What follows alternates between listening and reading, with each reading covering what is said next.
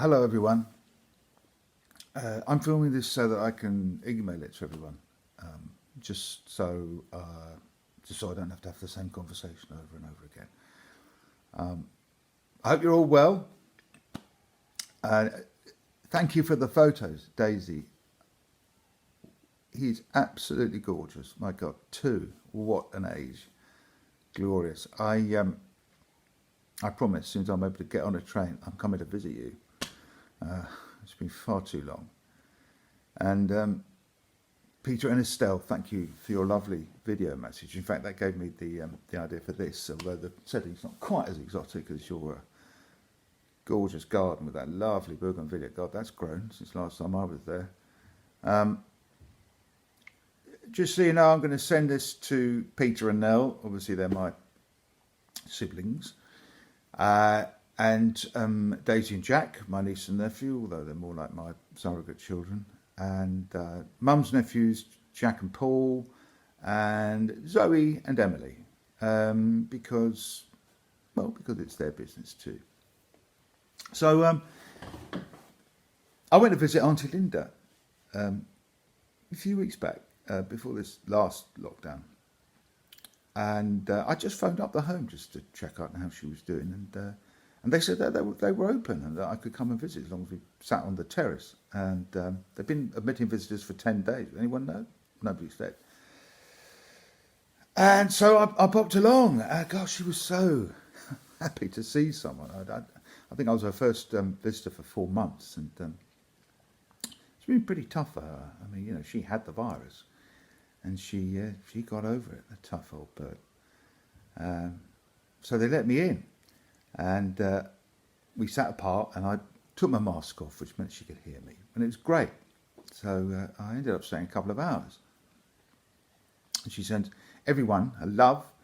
And she seemed pretty switched on when I was talking to her. But I had a chat with some of the staff, and they said that some days she was very confused and found even reasonably simple conversations quite difficult to follow, and also she didn't have much of a filter on what she said.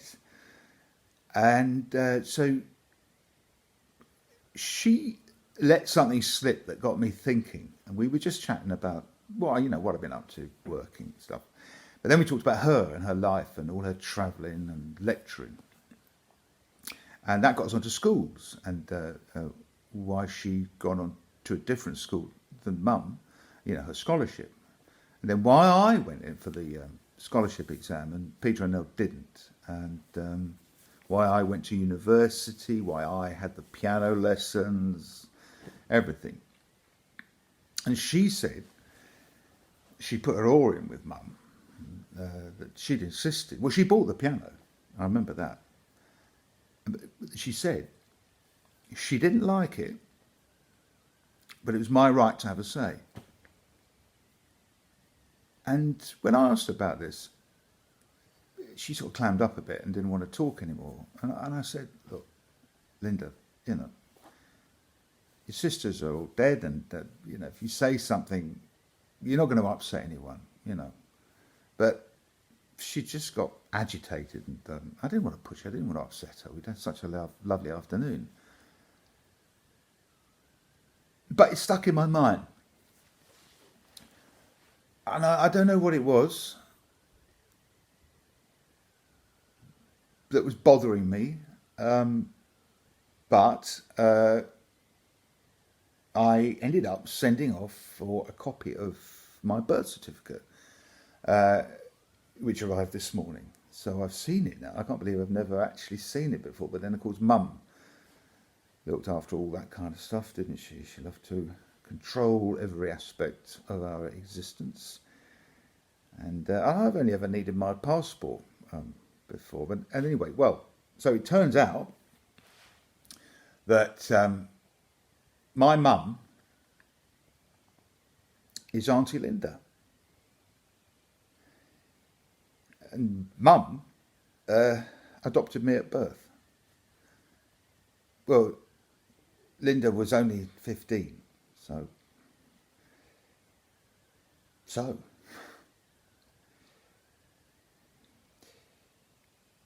So at least Dave isn't my real dad, which explains a lot. There was no father's name on the birth certificate, so I don't know who he was, or is. Maybe Linda will tell me when she knows that I know. But then maybe you knew all this already. Some of you. Peter, did you know? You would have been, what, nearly 6 when I was born. Did you know? You would have said something, surely, especially with Mum and Dave both gone. I mean, you would have said something, wouldn't you? I mean, I can only believe that you would. It's inconceivable that you wouldn't. I mean, I know Mum was terrified, but not from beyond the grave. And Estelle, you said something a few years back in that lovely garden under that bougainvillea after a night on the rosé. And it comes back to me now. You know, it was late, hot. We were both sat up. Peter had gone to bed. And you started saying about how you found Peter difficult to talk to sometimes. And then you said, not like you, you're so different. But then that's no surprise, is it? And you sort of leant forward and squeezed my knee conspiratorially. And I remember thinking at the time, if you weren't French and my sister-in-law, I think you're coming on to me. But I didn't know what to make of it, really. So I just put it down to the rosé. And but now I think of it and I wonder, did you know? Once, years ago, we were visiting Mum in Holloway, and she was really off and weird with me. You were there, Nell. Do you remember? I got quite upset afterwards, and you put your arm around me and you said, not to worry, you know, Mum's just bitter from being in prison, and she loves you really. I just wonder now, did you know? Nell, did you know? No, I think you would have said. I would have said. So, and I don't know what to feel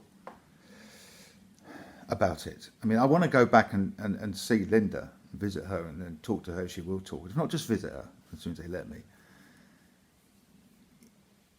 I know this is all going to be a bit odd for everyone, but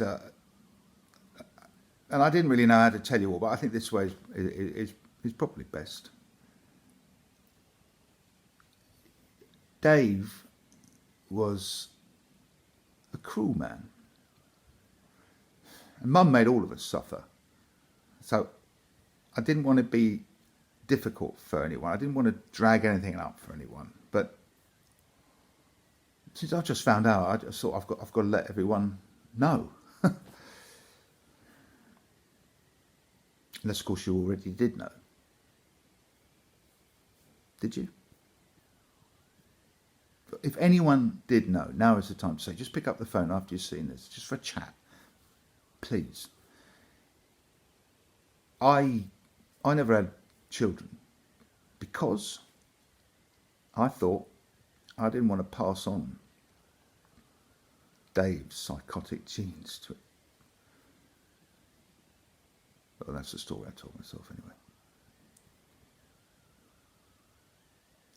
And now my cousins are my brothers and sisters, nephews. I can't quite, get my head around all of that yet. It's only names, isn't it? They're just words, I suppose, in the end. I'm glad I do know now, I think. No, yeah, I am.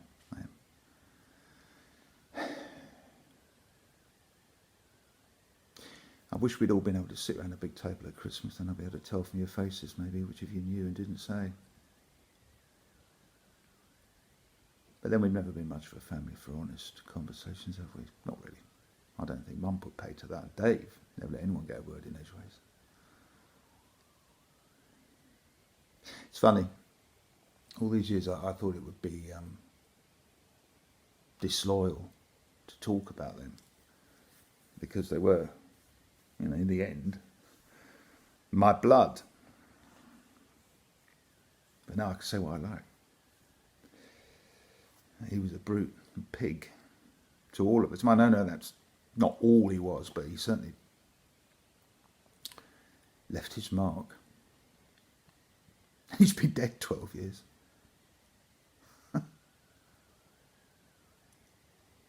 Yeah, it's pretty liberating.